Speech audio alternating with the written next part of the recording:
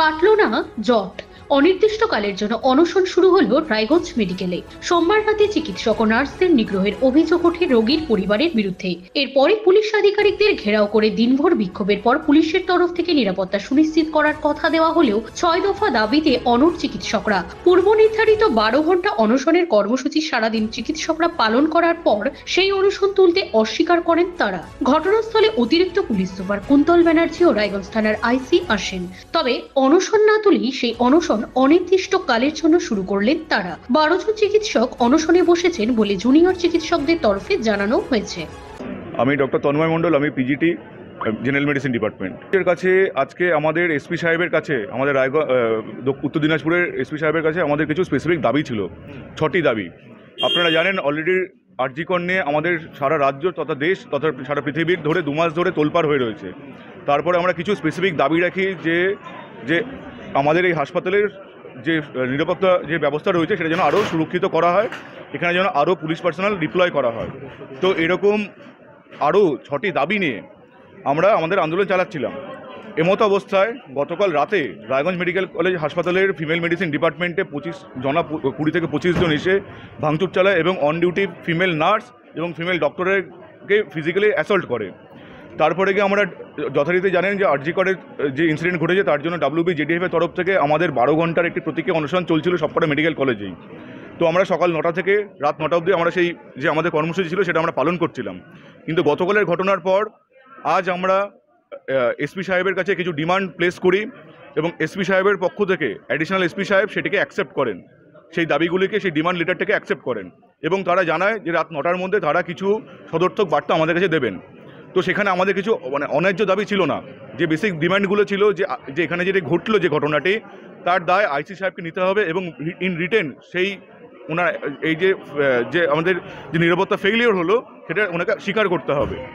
এছাড়া এখানে যে আমাদের প্রতিটি হাসপাতালের যে এন্ট্রান্স যেটা রয়েছে আমাদের সুপার স্পেশালিটি বিল্ডিংয়ের, সেখানে আর্মড পুলিশ ফোর্স সেখানে ডিপ্লয় করতে হবে। এছাড়া প্রতিটি ওয়ার্ডে কোনো কন্ট্রাকচুয়াল স্টাফ না দিয়ে সেখানে পুলিশ পার্সোনাল ডিপ্লয় করতে হবে। এর মধ্যে জাস্ট একটি দাবি উনি পূরণ করেছেন, যেটি হচ্ছে আর্মড পুলিশ পার্সোনাল ওনারা ডিপ্লয় করলেন, কিন্তু ওয়ার্ডগুলিতে 24/7 কোনো রকম পুলিশ পার্সোনাল থাকবে না।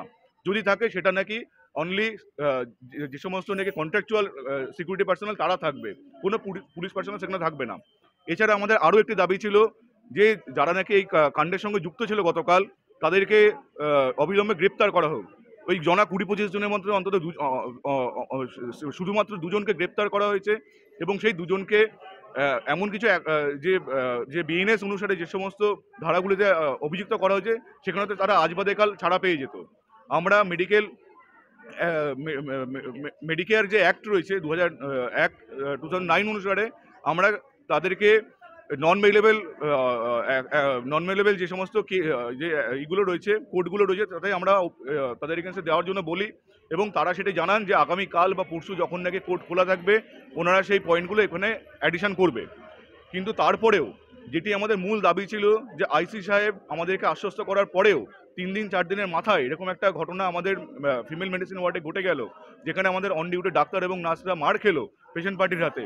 তার দায় তাকে নিতে হবে এবং তাকে লিখিতভাবে সেটা আমাদের কাছে জানাতে হবে। ব্যুরো রিপোর্ট, নিউজ বৃত্তান্ত। Wait, so this was your wedding look? Oh my God, Tammy, you look pretty. Dhaka থেকে যখন আইছিলাম এ হগল আমার মা আমারে পরাইয়া দিছিল। It's so authentic, Tammy. I will go for this look. But what about my goina? সাদা রঙের রুমালটিতে গোলাপি রঙের কাজ, সব মিলিয়ে দারুণ হবে নতুন কনের সাজ। আমার গয়না আমার শ্রীঢাকা জুয়েলার্স, আভিজাত্যের গয়না। সব মাই চায় মেয়েকে রাজরানীর মতন সাজাতে, সাজিয়ে তুলতে চায় সোনার গয়নায়। ওরিয়েন্ট জুয়েলার্স, সোনা যা সর্বক্ষণের। ছোট ছোট অনুভূতি, স্মৃতিগুলো থেকে যায় সব সময় আদরে। কুকু কিরে হলো? আসছি, লকডাউন সময় তো হয়ে এলো। কিছু স্মৃতির ভাজেই তোলা থাকে শুভারম্ভে প্রাপ্তি। 50 বছরের অভিজ্ঞতায় অগ্নিশ্বর জুয়েলার্স, নিখুঁত গয়নার কারিগরি। Agnishwar jewellers, NS road, Raiganj.